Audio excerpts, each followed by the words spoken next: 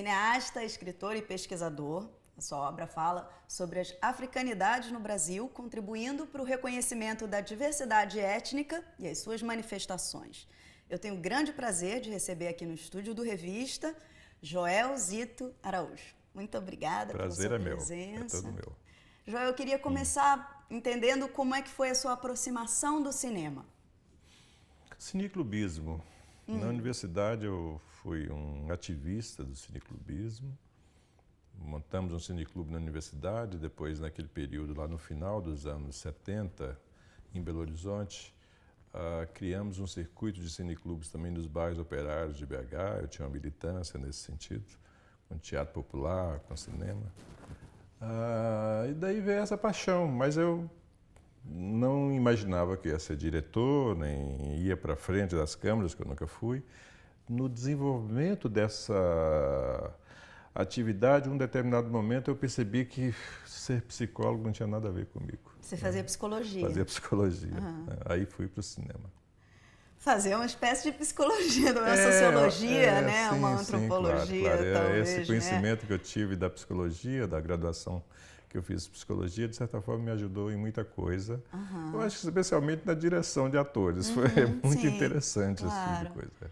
E como é que surgiu o seu interesse por esse universo da inserção do negro na sociedade brasileira? Pois é, essa foi uma pergunta que eu me fiz muito tempo, né? E depois um dia um psicólogo me disse, numa análise, não, Joel, foi opção pela sua mãe, né? Na verdade, minha família materna é uma família negra, né? Minha família paterna não é tão branca, mas pelo menos quando era criança ela se acreditava mais branca, depois ela percebeu. E hoje ela não tem mais esse orgulho de ser branca, ela tem orgulho de ser mestiça. Eu fico muito feliz também com isso. Meus pais se separaram muito cedo e com a separação a minha mãe viveu o pão que o diabo amassou. Então viveu um destino de mulher negra, foi empregada doméstica, foi lavadeira, foi operária de fábrica. Eu acho que eu tomei um partido dela. Né? Quer dizer, eu tomei de fato um partido, virei arrimo de família assim que eu comecei a ganhar dinheiro. Mas eu acho que eu tomei um partido muito mais profundo, né, no sentido de resgatar, sabe, o valor da minha mãe, resgatar o meu amor pela minha mãe. Então, nesse sentido, em um determinado momento, eu falei, eu quero ser negro, não quero ser branco. Né? E isso foi muito benéfico para mim, não foi benéfico só para ela, foi benéfico para a minha cabeça, para a minha autoestima, foi um processo muito positivo. E muito lindo quando isso vem de um processo afetivo, né? Assim, que vem de uma construção que ela é absolutamente verdadeira, né? Sim, sim. E aí, se a gente for falar, por exemplo, da Negação do Brasil, que é um filme que já vai fazer, tem 15 anos, vai de 2000, né? Isso. E ele trata desse processo de inserção do negro na teledramaturgia. Como é que você vê a evolução desse processo 15 anos depois? Tanto na televisão como no cinema. Você acha que houveram mudanças significativas? Sim, acho que houve mudanças significativas, sim. Né? Eu acho que não no ritmo que eu gostaria e não no ritmo que eu acho que o Brasil precisa. Né? Eu sempre faço essa comparação. Todo mundo que vê o cinema norte-americano, a televisão norte-americana, tem a impressão de que a situação lá é a inversa daqui. Né? A população negra norte-americana é de 13% do total. E a nossa é de 52%. Só 13%. Era maior, porque eles têm força, né? Tem força. Então, a sua impressão é que a população negra norte-americana é de 52% e a nossa é de 13%. Né? Então, eu acho que a gente precisa caminhar muito mais para refletir a nossa diversidade. Né? E não só refletir a nossa diversidade, como estabelecer esse paradigma, né, do Brasil como um Brasil de muitas raças, um Brasil que tem orgulho disso, que não vê isso como um problema, que não fica centrado só no branqueamento, quer dizer, não é nenhum problema com os brancos, nenhum problema com a Europa, com a nossa herança europeia. O problema é de um profundo desequilíbrio, né, que sustenta desigualdades também na sociedade. Com certeza. Então, olhando essa situação no início desse século e olhando hoje, quer dizer, eu vejo um aumento de um elenco negro na telenovela, que foi o tema do meu filme.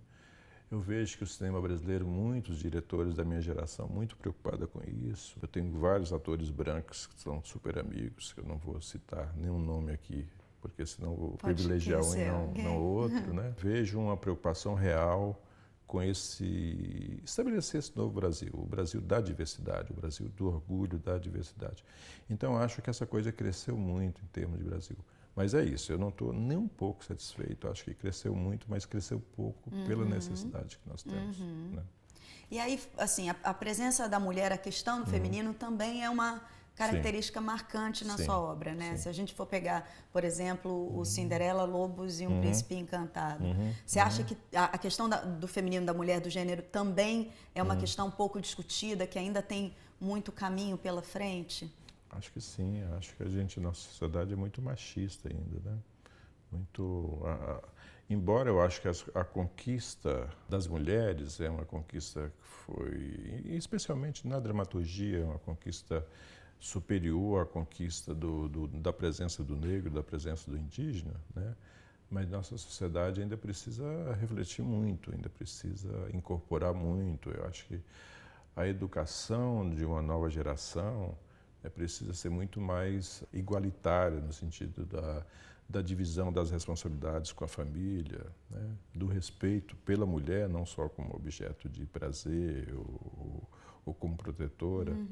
Então, acho que esse é um tema muito forte ainda, como o tema também da igualdade, do respeito pelo direito das pessoas amar a pessoa do mesmo sexo. Acho que são temas, são três temas que a gente ainda está engatinhando, né? Que a gente ainda fica muito retrógrado ainda, sendo muito... A questão não é só uma questão de mentalidades, a questão é também as consequências sociais disso, a quantidade de gente que morre, a quantidade de jovens negros que são assassinados só pela sua cor da pele, que já são suspeitos de antemão, que a polícia já aborda atirando. A quantidade de jovens homossexuais que são assassinados por homofobia, a quantidade de mulheres que são espancadas e até mesmo assassinadas pelo machismo, né?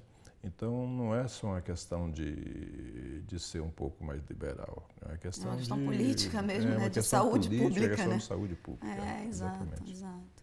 E aí, se a gente for falar a partir do seu filme Raça, assim, o que você acha que é mito e o que é realidade na chamada democracia racial brasileira? Assim, mito. A democracia racial brasileira foi um grande mito que nos atrapalhou, né? Quer dizer, efetivamente nós temos uma cultura distinta da cultura anglo-saxônica, né? Então nós não vivemos o apartheid tão absurdo, absoluto, como viveu os Estados Unidos, como viveu a África do Sul, né? Aqui vieram um grupo de homens brancos portugueses e precisaram, né, gerar filhos, precisaram da miscigenação, até mesmo com estratégia de poder. Portugal já era por si também miscigenado por conta de uma presença moura de 3 séculos por lá. Então nós temos uma colonização diferente. Agora, efetivamente, desde o início, nós temos um sistema de casta racial, em que aqueles considerados inferiores são os mais negros ou os mais indígenas, né?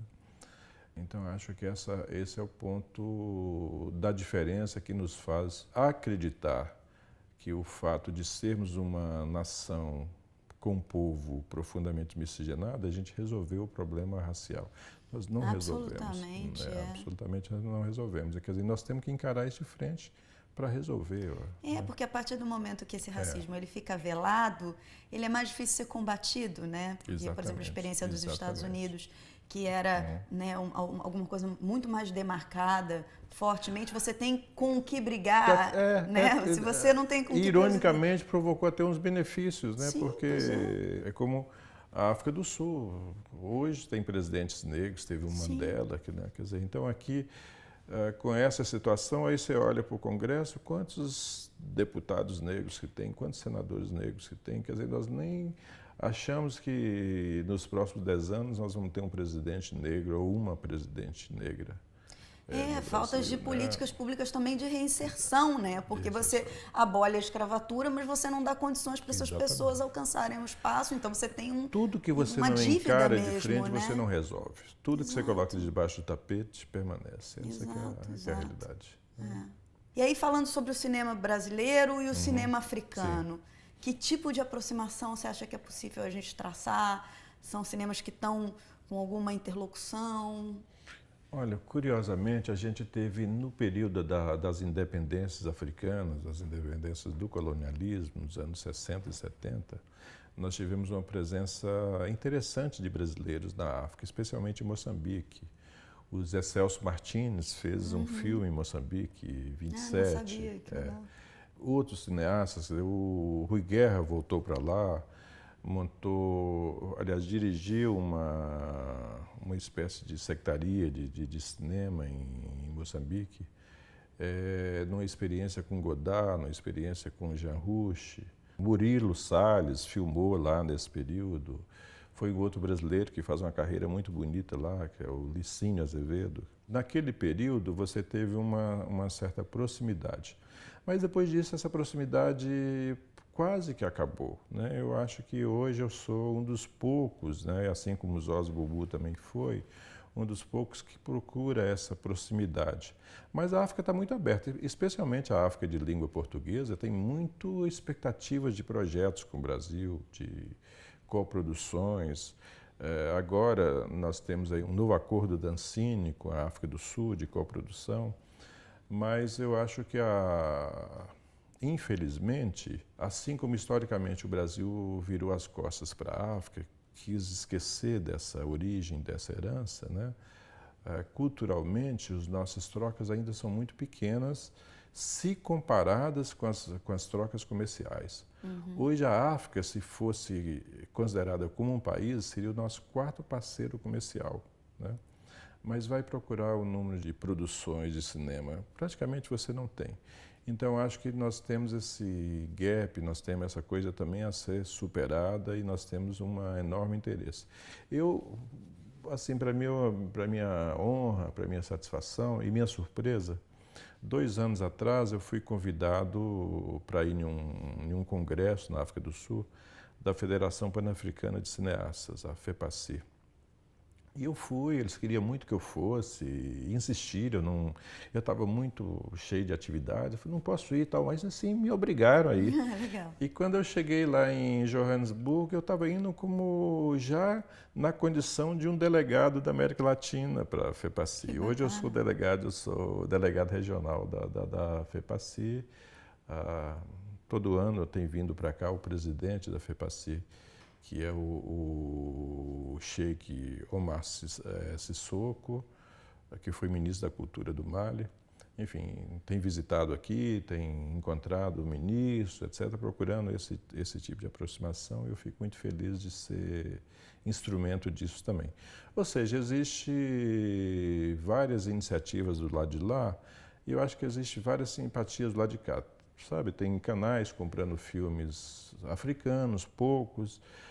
Eu acho que recentemente alguns cineastas, como Abderrahmane Sissoko, que o seu filme Timbuktu foi um dos filmes que concorreu ao Oscar desse ano como melhor filme estrangeiro, ganhou 7 Césares na França. Então, Abderrahmane, que é um super amigo, sabe, que tentou, aliás, ele há cerca de 4 anos atrás, ele tentou criar uma escola de cinema na Bahia. Ele ficou em Salvador, veio para Salvador, pediu minha ajuda, tentei ajudá-lo no que enfim, na pouca força que eu tenho. Ele queria criar um negócio que ele chamava de portal. Era um portal em que estudantes africanos de cinema viriam para a Bahia e estudantes brasileiros iriam para a África. Intercâmbio mesmo, Ou seja, né? estão conectados ao Brasil. Esse cara que é hoje o cineasta africano mais reconhecido, e eu não sei se tive a chance de ver Timbuktu, que eu acho assim, uma beleza de filme. Um outro que já teve aqui, o Harun, né, que é um outro cineasta muito, muito bom. Enfim, a África está vivendo um belo momento do seu cinema. Os documentários africanos são incríveis, incríveis. Aliás, eu acho que os documentários, se você pegar pelo conjunto, né, eu acho que estão inclusive à frente das ficções.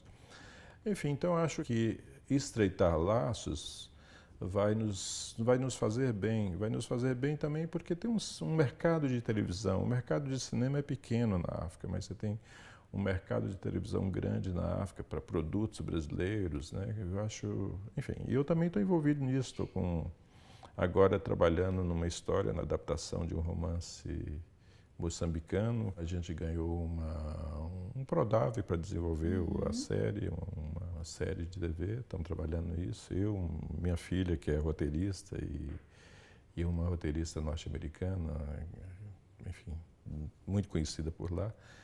Enfim, vários esforços estão surgindo, eu acho bacana. E você também está organizando para o ano que vem o grande encontro do cinema negro, né? Fala um pouco sobre isso. Eu desde a morte do Zósimo Bubu, um pouco antes da morte do Zósimo, que era muito amigo, que foi ator do meu filme Filhas do Vento, né, que criou o encontro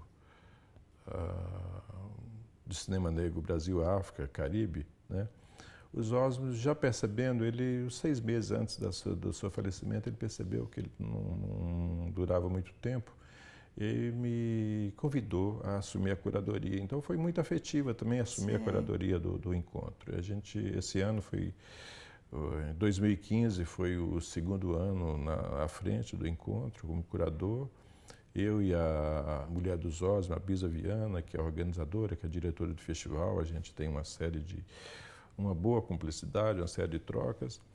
E no ano de 2016, no final de maio, o próximo encontro vai ser maior, porque ele vai juntar com outro encontro, porque a outra iniciativa, além da FEPACI, tem uma outra iniciativa que surgiu em Cuba há cerca de 4 anos atrás, que chama ABCD, é um encontro de cineastas da África, Brasil, Caribe e da diáspora africana. O Danny Glover, o ator Danny Glover, que é muito militante, ele é o presidente de honra dessa atividade. Ele é uma figura bacana. Aliás, está cada vez mais conectado ao Brasil, casou com a brasileira, vive aqui no Brasil, é apaixonado agora né, pelo Brasil, apaixonado pela sua esposa, que é uma figura muito bacana, Eliane Cavalheiro.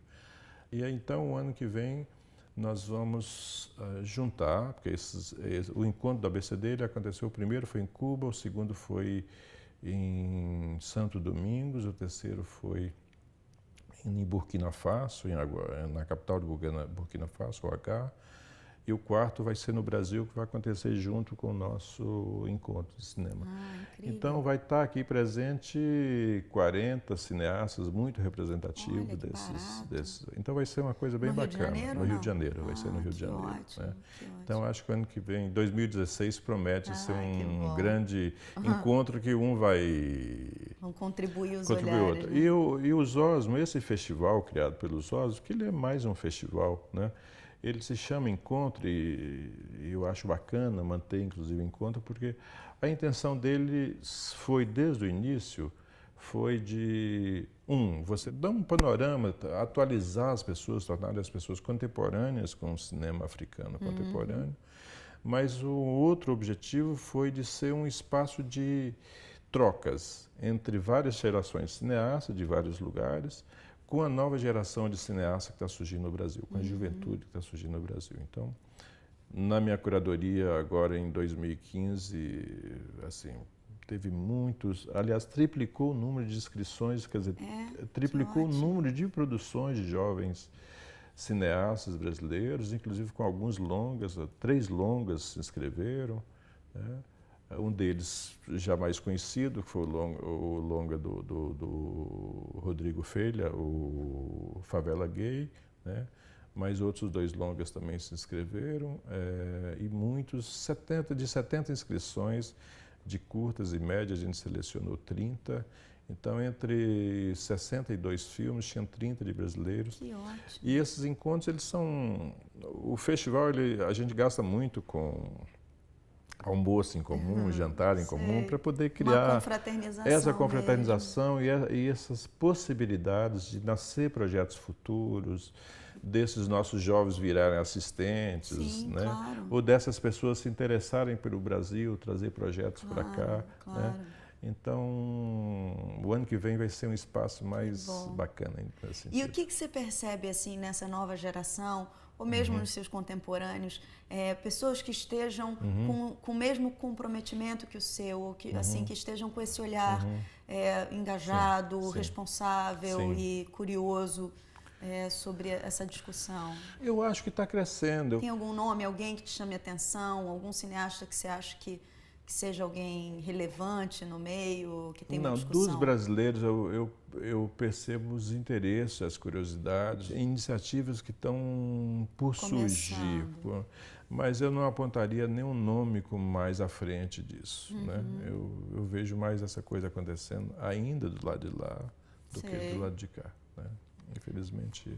E você acha que não ainda tem um falta... nome que porque a gente ressalte. tem muita Sim. informação e, enfim, por exemplo, a mitologia dos Sim. orixás, que é Sim.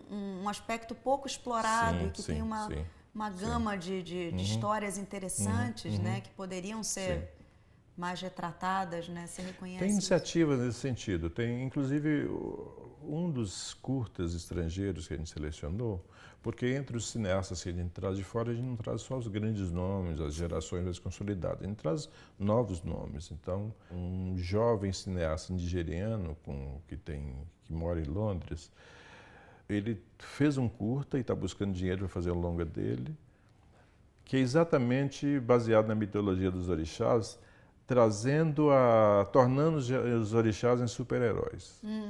E ele fez esse curta de 12 minutos, esse curta bombou na internet. Né? Que legal. E várias pessoas me impressionaram, você não vai trazer esse cara, você não vai trazer esse cara. Eu convidei, trouxe ele para cá tal, e enfim, foi ótimo ele estar presente. Né?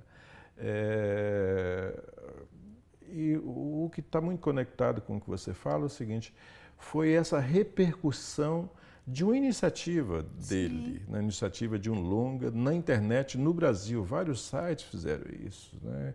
Teve uma matéria no Globo sobre essa... O cara estava com um projeto, com um curtinho de 12 minutos, uma matéria no Globo. Enfim, tem um outro brasileiro que está baseado em Los Angeles, que também está adaptando uma série de livros de sucesso, que até me convidou para participar do projeto, tomara que dê certo o projeto. Enfim, eu acho que esse tema é um tema bacana, é um tema que dá muitas boas histórias, né? Porque a mitologia dos orixás o panteão dos orixás é muito parecido com o panteão grego, né? Quer dizer, não é à toa que eles são parecidos, né? Quer dizer, historicamente eles devem ter um alimentado do outro. Então, você pode ver aí todos os tipos psicológicos, todos os dramas humanos nos orixás, né? Então, a visão do humano e das relações humanas que está por trás das religiões é uma coisa muito bacana. Então, não é aquela ideia de que você é o bem ou que você é o mal, né?